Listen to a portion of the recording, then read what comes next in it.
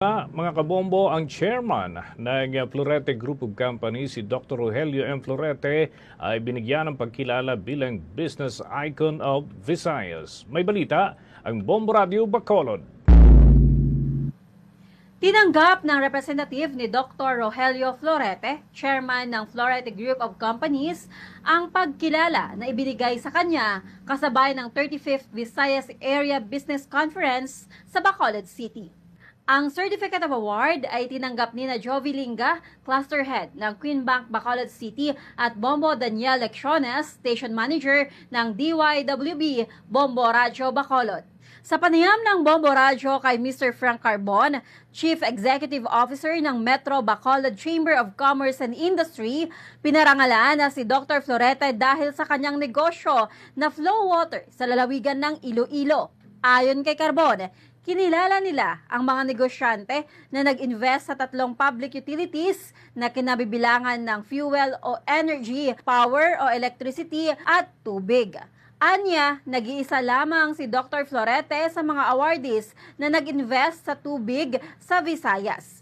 Humahanga ito sa visyon ni Dr. Florete na kailangan ng bayan ng potable water supply, kaya nag-invest ito sa flow water. Water is very much needed, not only during the time ng Inquan, but nakita nila in the future, which is what Mr. Florete was able to see the need of the water in the future. That's why he engaged in this water supply, potable water supply. And Mr. Florete dedicated, I think, good portion of his time, for developing the flow water business, Mr. Florete, especially in Iloilo. Sa water side, si Mr. Florete lang was able to Nanawagan naman ito kay Dr. Florete na tumulong upang masolusyonan ang problema sa tubig sa Bacolod.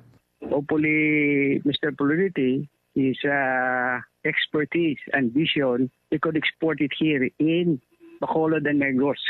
Ang Florete Group of Companies ay parent organization ng Bombo Radio Philippines, the #1 and most trusted source of news and information sa buong bansa.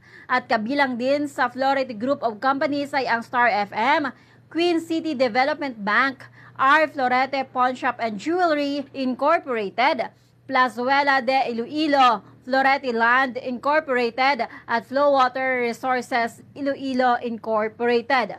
Ang 35th Visayas Area Business Conference ay sinimula noong Mayo 13 at natapos kagabi Mayo 15, kung saan major priority ang food security and agriculture, fuel and logistics at food and industry.